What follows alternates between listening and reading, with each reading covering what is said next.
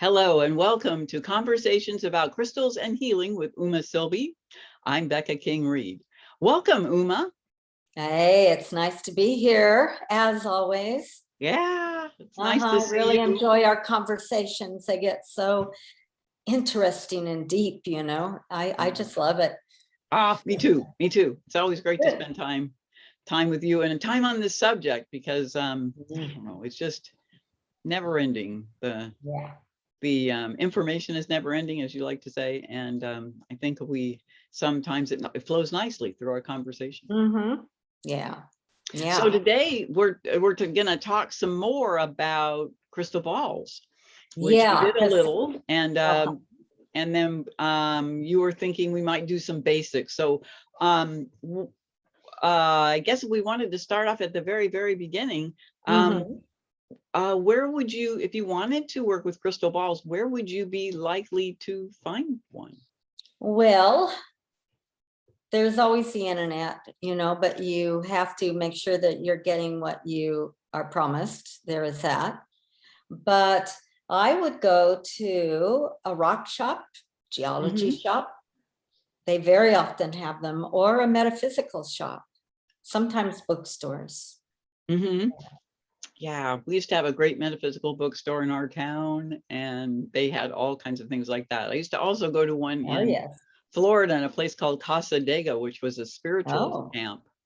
And that's another place where you might find, if you have a spiritualist camp in your area, you might find one there. Even spas will set up an area with crystals, and sometimes they'll have crystal balls. But I really like them. I've been collecting them for years. So as you can see behind me, you have a lot of them. Yeah, I do. I have them all around the house because you can connect them energetically, and then you have these energy grids in your house, which is kind of fun. And I think I should have mentioned right off the top that you've written a book about this, and you have a great depth of knowledge and a lot of experience. So I've been doing it for eons. with a question, but I should probably talk about your credentials in this area.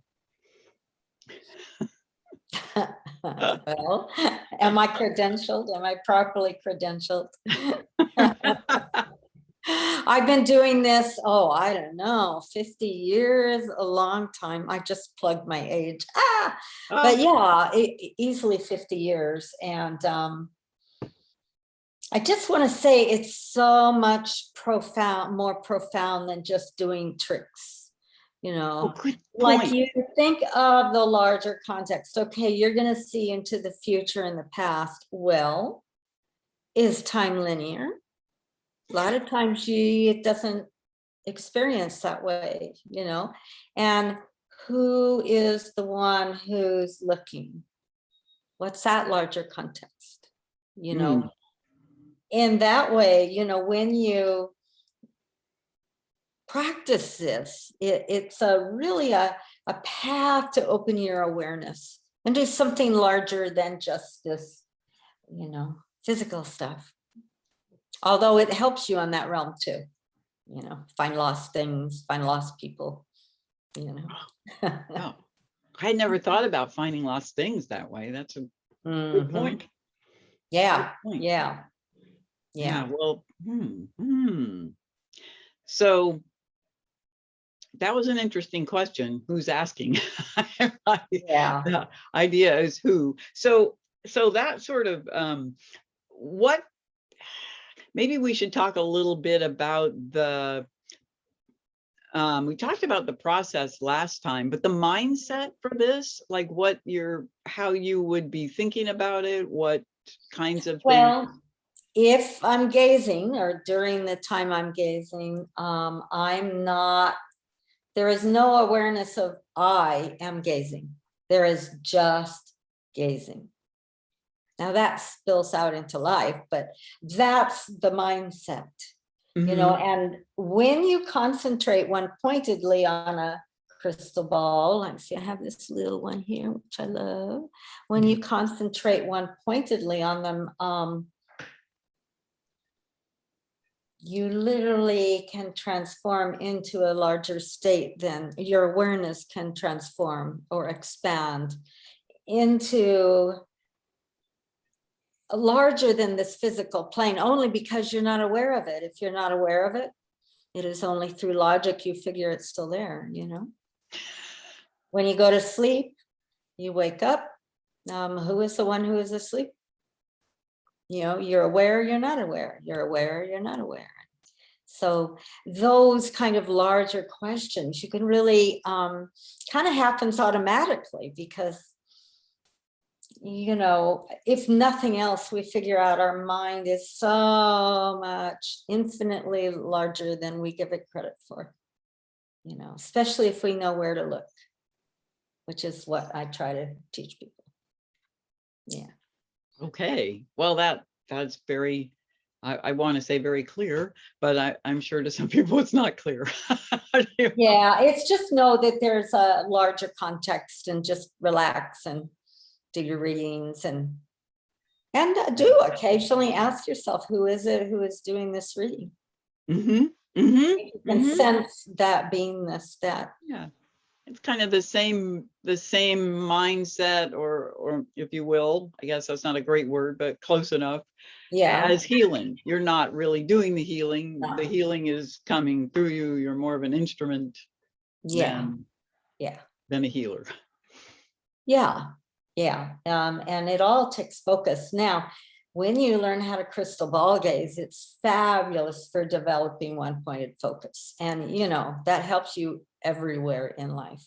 I mean, no scattered mind, you know, and when your mind's focused, then you can experience deeper into things. If your mind is quiet and still, say when someone's talking to you, you hear overtly what they're saying, also is very clear what else they are saying that they're not talking about. Those kind of things become clear. So I think when you crystal ball gaze, it's good to learn all these ways of doing it because it can be really helpful. And it's also good to remember that there is something larger, a larger context that keeps you balanced, you know. Oh, yeah. So if we were going to start doing this, obviously we would have to find a crystal ball, and I know you said they're on the internet, but it's not the best way to get one because there's something special about choosing them. So actually, you hit it on the nail, because when you could go into a store and there are several spheres, if you're lucky, crystal balls, there will be one that is just more interesting. You don't know why. Even you may go in and say, now I'm looking one that has this veil and that inclusion and that color and that, and that size, you know, bigger is better, not always. So, but there's one ball that is just intriguing. And that's the one you should get. And let your preconceptions of what you needed and wanted go and get the crystal ball that's calling to you. You'll know it's just the most interesting. You can't resist it. You keep going back to it, you know. You want to pick it up and hold it. I mean, you want to, once you choose your crystal ball, you want to harmonize yourself with it. Like I have let's move this just a little bit. I have a very big crystal ball here. Yeah. So what you want to do is harmonize with it. You know, feel the stone against your hands. See if you can feel it a little out, maybe 2-3 inches away. You might feel it like a little wind or a vibration. You can take another crystal, like I have a clear double terminated, and I send light into that stone, just energy. And I spiral to the right until that ball almost feels like it pulsates. Marcel Vogel and he was an early crystal person too. And we used to do that for fun. Is he the IBM guy? Yeah, we were pals, you know. Yeah. So can you do that? I mean, would it be valuable to do that at when you're choosing to feel? Oh, absolutely. If you can put your hand, you shouldn't buy it without putting your hands on it and sitting with it very still. Just if you want, just drop your breath to your heart area, you know, the heart chakra in the middle of your chest, and feel like you're breathing in and out of that while you have your hands on the crystal ball or holding it. Mm-hmm. And just relax, continue breathing, feel the crystal, put all your attention onto the crystal.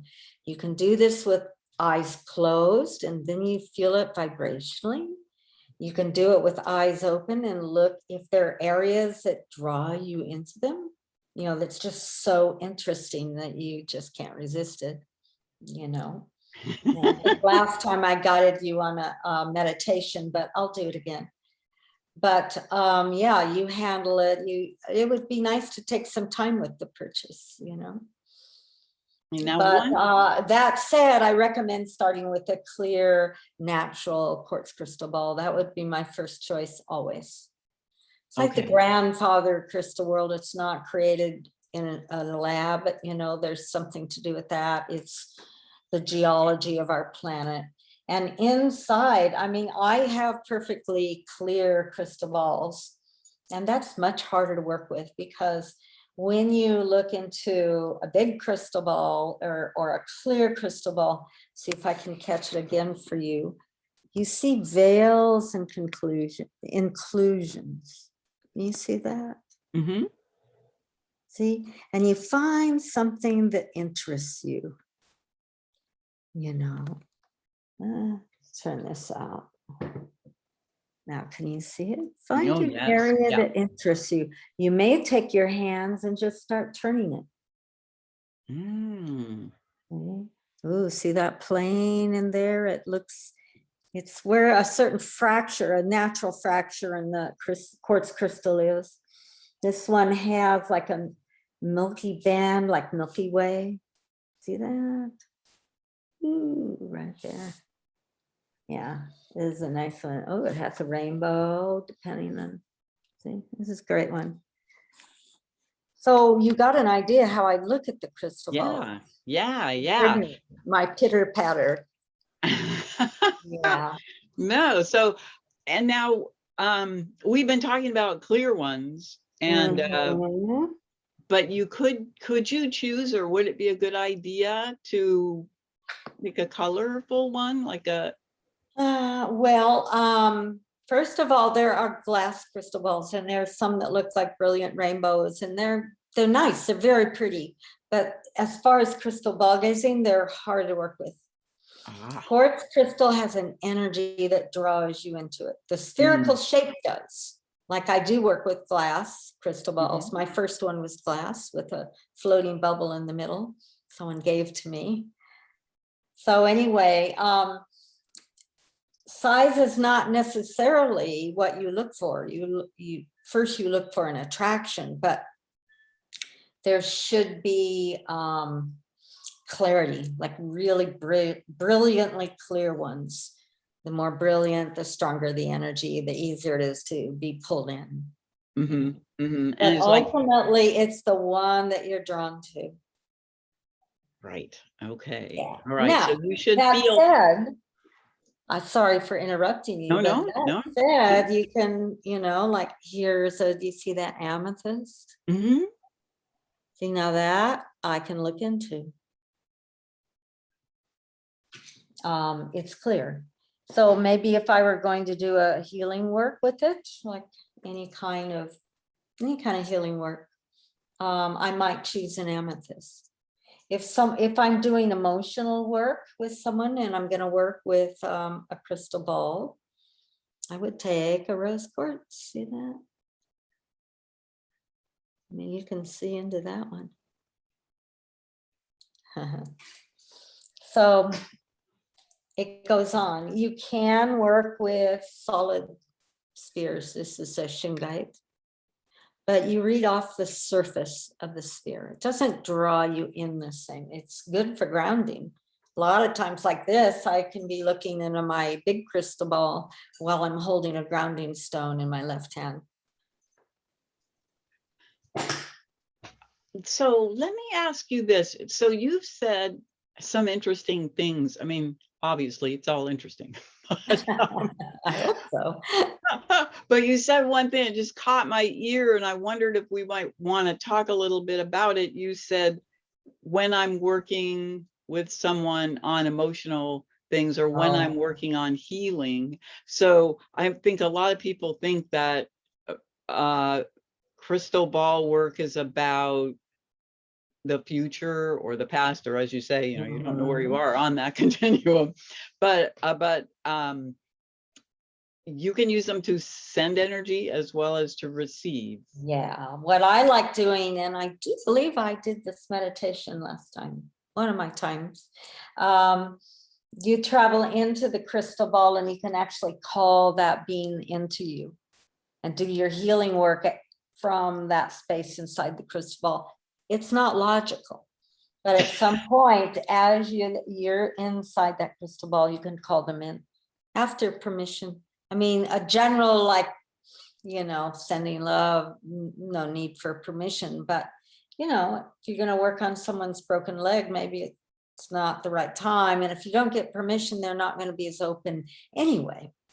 So yeah, that's a good point. You really shouldn't create another's existence without an okie dokie. Yeah, and it opens a channel. I mean, you don't heal at someone, you more heal with them. Yeah, so a bit of a you allow it. You allow it. Yeah. I mean, you can't force it.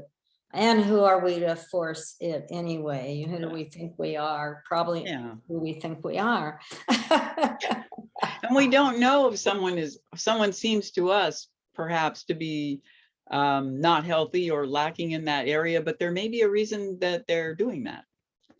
Well, yeah, usually, like speaking of emotional work, there's the overt behavior, perhaps that they're always get angry at the drop of a hat. They don't know why, but they're tired of the pain of that, you know? So you work with anger, you use your green stones and crystal balls. I would call them into the crystal ball and maybe surround him in a beautiful green emerald pasture and, you know, work on relaxing and opening the heart. And then I can work with, and I may hand him then some amethyst crystals, work on, you know, do you remember another time when earlier that you felt this way?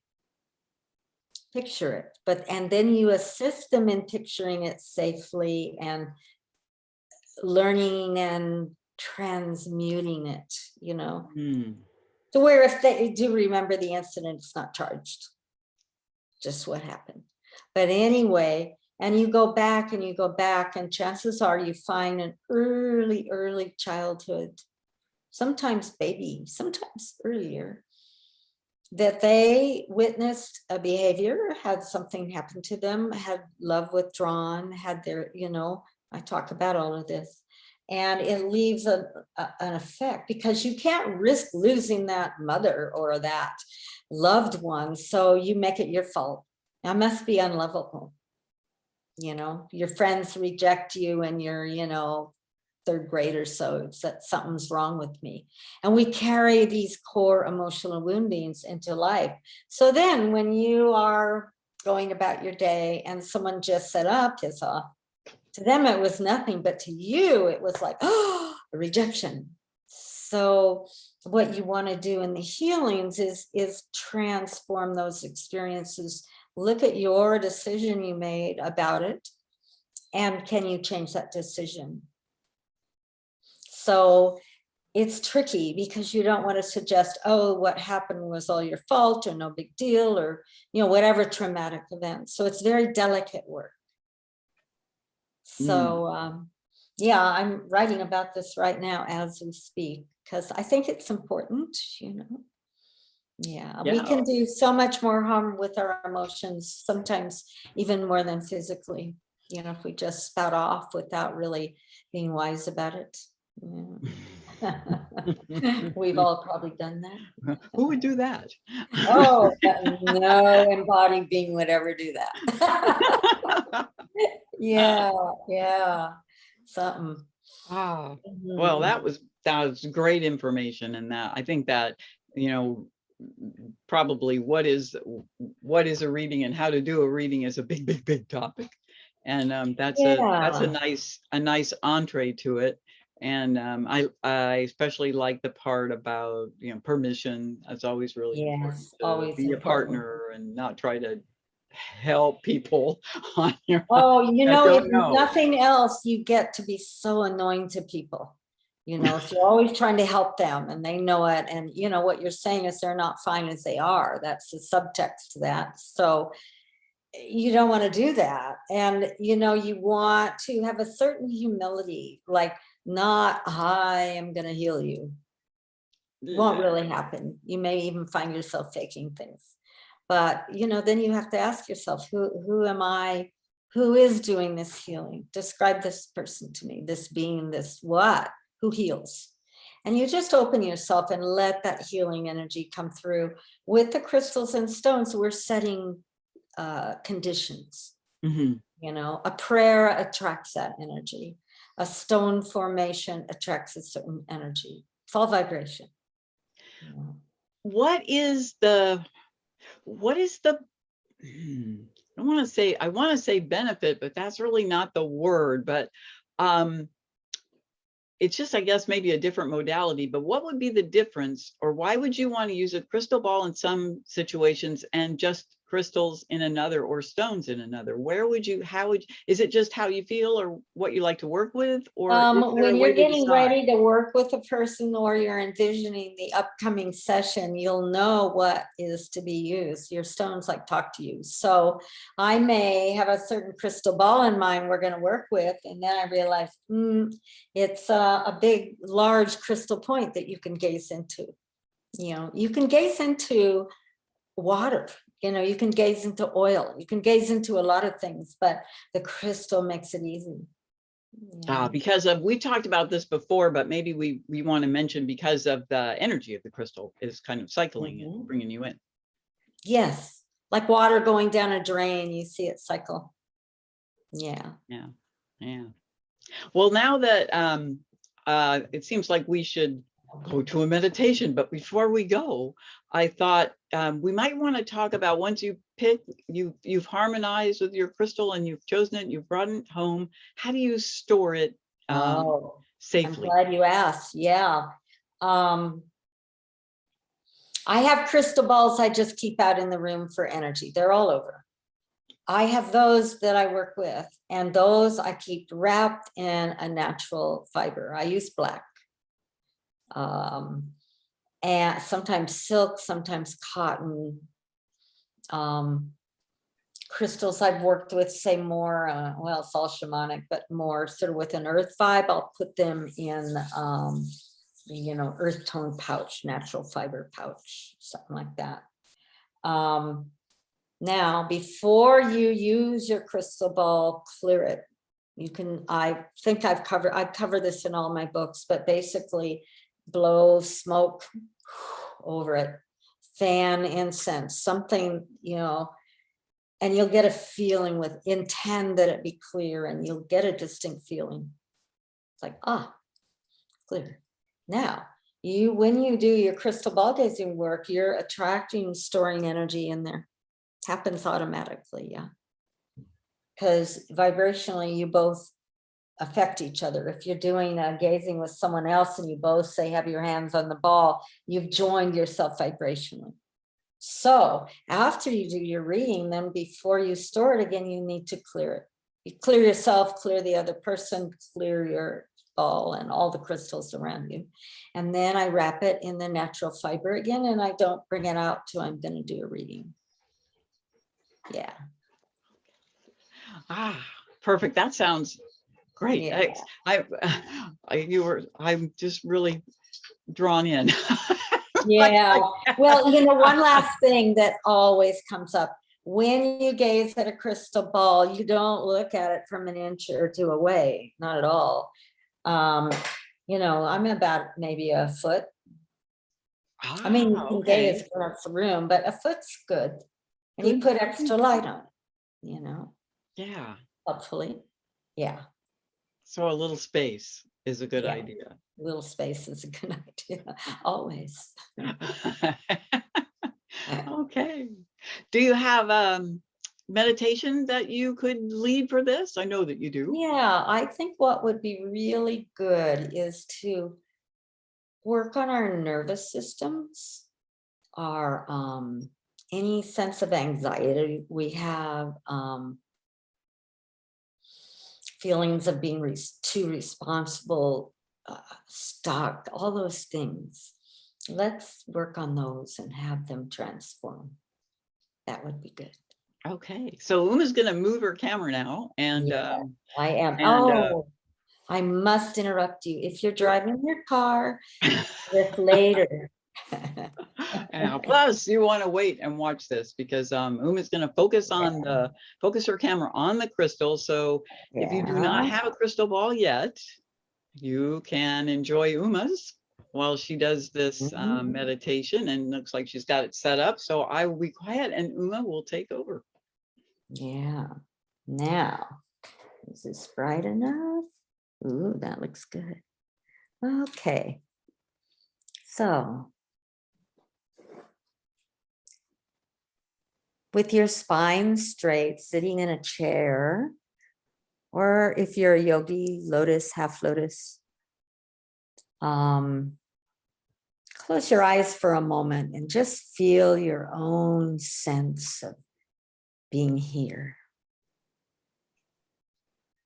Feel your connection with the earth. Feel the breath moving in and out of your body. And bring your attention to the heart center in the middle of your chest. This is a good place of balance when we do crystal gazing work. Feel as if your breath flows in and out of your heart center. Now, open your eyes, maintaining that feeling in your heart center, and gaze into the crystal ball in front of you. If you don't have one with you now, you can use this one, or you can even imagine that you are looking in a crystal ball. Hold your focus. Now, find an area in the crystal ball that looks interesting. Don't try to decide what it is. Just look at it. You may see what look like veils or cracks or lights. Just look at it. Yeah, you should be about it, not too far, not too close. Look inside. Your vision may diffuse where things are not quite clear. It's okay. Relax. And then when you find an area that interests you, imagine yourself. You can close your eyes if you like. Imagine yourself sitting in the middle of that space. You are space. The breath as wind, blowing gently through the expanse of your being, without boundary, without beginning, without end. Just be relaxed. Relax. Let yourself be here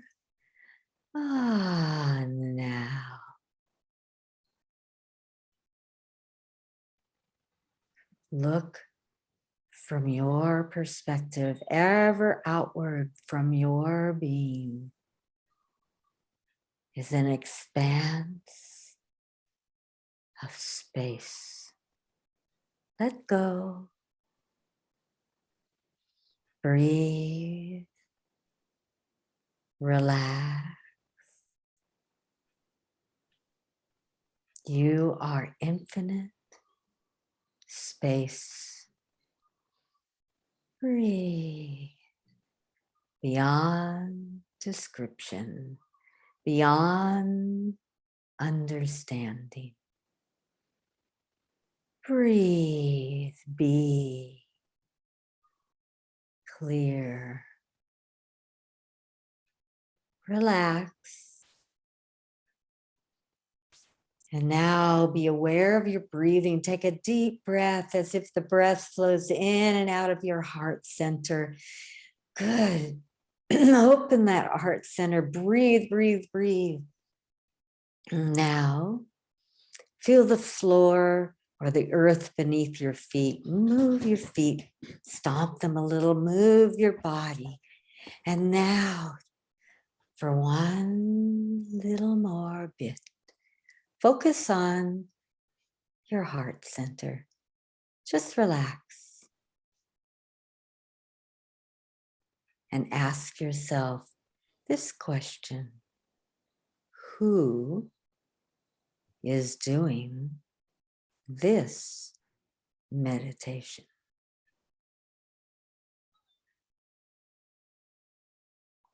Om, om, om, om, om, om, om, om. Om, om, om. Om.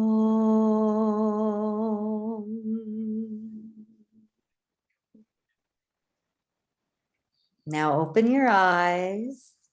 Be aware of the ground beneath you, your boutiere on the chair.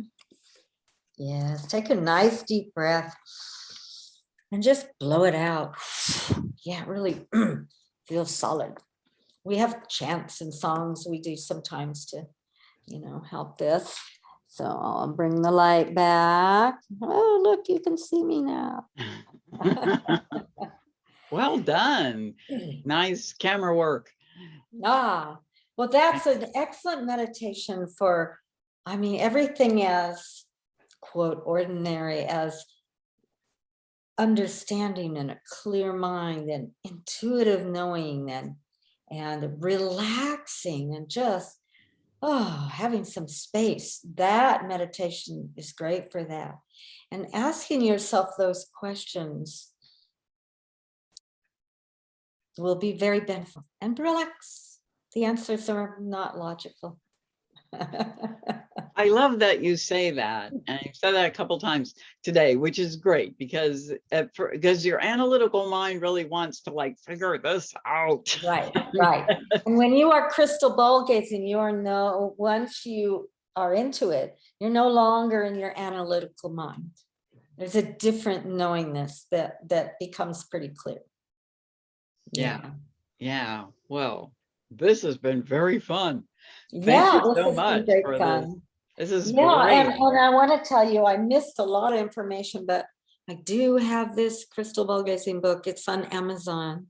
And it is very clearly written and easy to understand and has a lot of depth. So you would love it. So anyway, I like to let you know that.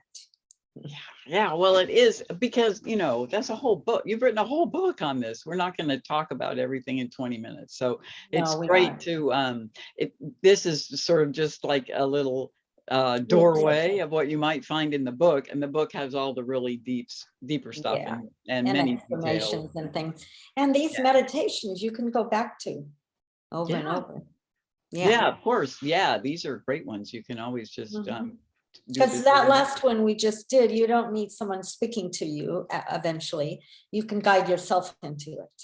Oh, well, that's good to know. Yeah. I like that. That's great. Yes. Okay. Well, thank you so much for this great venture into a crystal ball. I love that. Oh, yeah. Thank you. I love doing it, right up my alley. Well, we'll say good night for now, and we'll be back next week. Okay. See you later. Okay, for Uma, Bye-bye. thanks very much. Bye. Bye.